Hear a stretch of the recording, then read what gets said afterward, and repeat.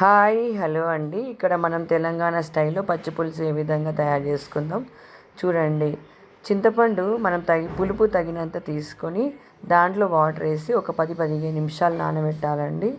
తర్వాత దాన్ని మనము జ్యూస్ వచ్చే విధంగా బాగా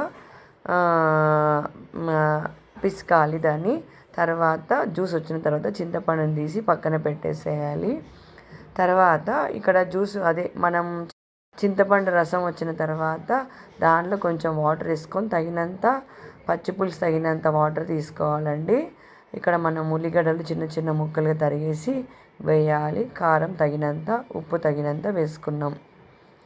తర్వాత ఉల్లిగడ్డలు అనేది మంచిగా అంటే అంటే స్మూత్గా మెదిగేటట్లుగా మనం చేతితోటి బాగా మెదపాలండి. అప్పుడు ఎంతో అంటే పచ్చిపులుసులో బాగా టేస్టీగా కనిపిస్తుంది. ఇక్కడ మనము కొంచెం ఆయిల్ తీసుకున్నాం.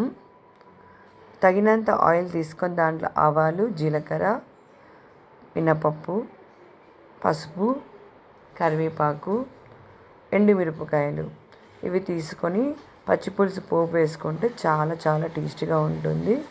ఒకసారి మీరు కూడా ట్రై చేయండి. తెలంగాణ స్టైల్లో పచ్చిపులుసు ఎంతో రుచికరంగా ఉంటుంది. సింపుల్గా మనం ఈజీగా తయారు చేసుకో. లైక్ చేసి సబ్స్క్రైబ్ అండి. బాయ్.